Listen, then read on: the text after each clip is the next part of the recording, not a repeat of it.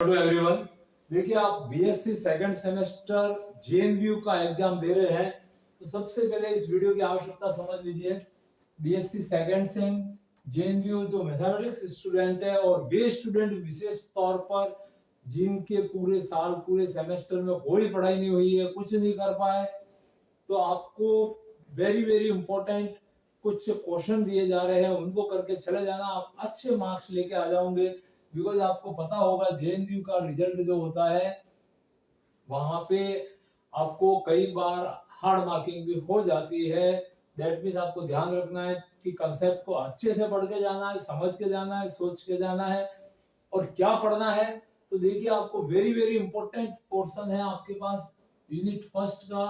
जो ये 5 क्वेश्चन यहाँ पे दिए हैं पक्के आएंगे, मतलब आपको भरोसा करना है कि जैसे कि बीटी जो बीकानेर टेक्निकल इंजीनियरिंग स्टूडेंट है, उन्होंने भरोसा किया, उनके बहुत अच्छे एग्जाम हुए और रिजल्ट भी अच्छा आया है, रिजल्ट आ चुके हैं उनके। बीएससी स्टूडेंट जो फर्स्ट सेमेस्टर में थे उनको भी पूरा पता है। तो अब सेकंड सेमेस्टर की प्रिपरेशन के लिए आपका फर्स्ट यूनिट आपके लिए इजी रहेगा और आपको बेस्ट मार्क्स दिलाएगा। बिकॉज सी सेक्शन में क्वेश्चन मिलेंगे, बी में भी मिलेंगे और शॉर्ट जो क्वेश्चन रहते हैं वो भी आपको मिल जाएंगे। दैट मीन्स तीनों सेक्शन के अंदर आपके पास में क्वेश्चन आने ही आने हैं। अब यहाँ पे फर्स्ट क्वेश्चन है, find row rank and column rank of the given matrix. That means row rank and common rank आपको पूछी जा सकती है और साथ में अगर row rank and column rank के साथ में और इधर ही अटैच कर सकता है कि find the rank of matrix, और इसके साथ में अटैच ऑल्सो इसी क्वेश्चन में row rank, column rank and also then find the rank of matrix भी पूछी जा सकती है। पूछी जा सकती है मतलब 100% पूछी जाएगी। आप मैट्रिक्स की रैंक को आप भूल के मत जाना, रैंक फाइंड करना सीख लेना अच्छे से। अगर नहीं आता है तो हमारे चैनल को सब्सक्राइब करिए, अपने फ्रेंड्स को शेयर करिए, जहाँ पे इसके सॉल्यूशन आपको रो रैंक, कॉलम रैंक के पर्टिकुलर और मैट्रिक्स की रैंकिंग दिए जाएंगे। सेकंड एक थ्योरम है कि prove that the rank of a non singular, non singular मतलब क्या होता है, रेगुलर मैट्रिक्स। ये आप कंसेप्ट में जानेंगे। जो ऑर्डिनरी मैट्रिक्स है is equal to rank of its inverse matrix. That means कोई भी रेगुलर मैट्रिक्स होगा तो उसकी रैंक और उसके इनवर्स की रैंक, उसके इनवर्स मैट्रिक्स की जो रैंक है दोनों सेम होती है। तो ये थ्योरम प्रूव के अंदर आपको पूछी जा सकती है। अगर ये थ्योरम आपके सेक्शन सी में आ जाती है तो फिर आपको ये थ्योरम तैयार अगर नहीं करके जाते हैं तो आपको लॉस हो सकता है। एक क्वेश्चन आपको वहां से किसी दूसरे में जाना पड़ेगा। तो इस थ्योरम पे थोड़ा फोकस रहे और इसको अच्छे से सीख के समझ के जाना है। थर्ड क्वेश्चन यहाँ पे वेरी इंपॉर्टेंट और दिया हुआ है, reduce the matrix in normal form, echelon form, जिस और उससे उसकी रैंक को फाइंड करना है where the given matrix is. तो यहाँ पे जो मैट्रिक्स है इसको नॉर्मल फॉर्म में कैसे बदलते हैं, यहाँ पे आपको आइडेंटिटी मैट्रिक्स में बदलना होता है। इसकी प्रोसेस अगर आपने समझी है तो आपको ध्यान होगा कि नॉर्मल फॉर्म से बदल के भी इसकी रैंक को फाइंड की जा सकती है।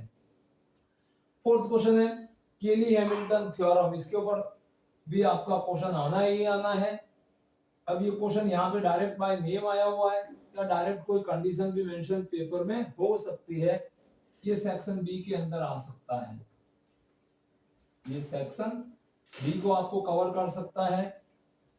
तो केली Hamilton theorem very very simple है और उसको आप आराम से करके जा सकते हो और पूरे मार्क्स ले सकते हैं। उसके बाद eigen value and eigen vector, इसमें आपको कैरेक्टरिस्टिक इक्वेशन क्या होती है थोड़ा पढ़ना पड़ेगा, हल्का सा है, वेरी वेरी सिंपल कांसेप्ट है। तो यूनिट फर्स्ट के अंदर आपके पास कोई डिफिकल्टी नहीं आनी है। तीनों सेक्शन आपका सेक्शन ए बी एंड सी, तीनों सेक्शन इस 5 बेस के ऊपर आपका कवर हो जाएगा। उसके अलावा छोटे मोटे जो टर्म्स होते हैं उस पे अगर शॉर्ट आंसर में कोई आ जाता है 2 मार्क्स में, देन आपने 12th में मैट्रिक्स से थोड़ा बहुत पढ़ा रहता है, एडजॉइंट फाइंड करना है, इनवर्स फाइंड करने के कुछ लोकल मेथड है वो भी सीखे हुए होते हैं। आइगन वेक्टर पर भी क्वेश्चन आपके पास आना ही आना है, ये भी आपके सेक्शन सी को कवर दे सकता है। दैट मींस सेक्शन सी के लिए क्वेश्चन हो जाते हैं, या तो थ्योरम आएगी या फिर आपके पास में eigen value and eigen vector का क्वेश्चन आना है।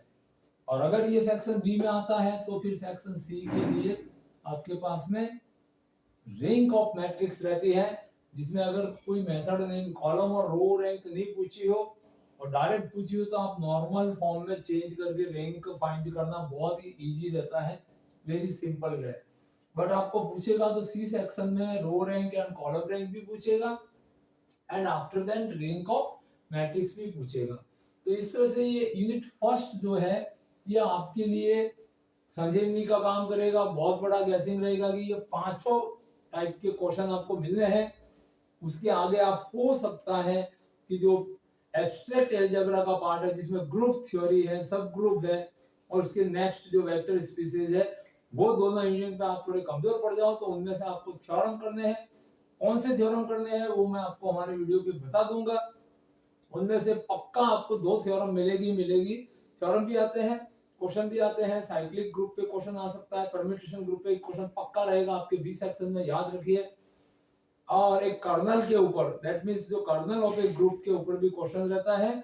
And order of an element of the group, group का ऑर्डर तो वेरी सिंपल है, बट उसकी किसी एलिमेंट की ऑर्डर फाइंड करना मल्टीपल या एडिशन बाइनरी के अंदर, उस पे भी क्वेश्चन आपको बी और सी, आपका लास्ट के 2 यूनिट है एब्स्ट्रैक्ट में से आने हैं 100%। फिर ग्रुप के अंदर से आबेलियन भी आना है, तो वो आप बने रहेंगे हमारे चैनल पर। अपने फ्रेंड्स को शेयर करिए ताकि वो भी अच्छे मार्क्स के साथ में 7-8 दिन की तैयारी के साथ में वो अच्छे मार्क्स से क्लियर कर जाए, आपके किसी के बैक का झमेला नहीं हो। आपको पता है मैथ्स में बैक आती है तो फिर नेक्स्ट सेमेस्टर भी उससे प्रभावित होना ही होना है। तो इसलिए मैथ्स के अंदर आपके पास फर्स्ट यूनिट, सेकंड यूनिट ये बहुत सिंपल है, उसके बारे में भी नेक्स्ट वीडियो में आपको बताया जाएगा। Thank you watching this video.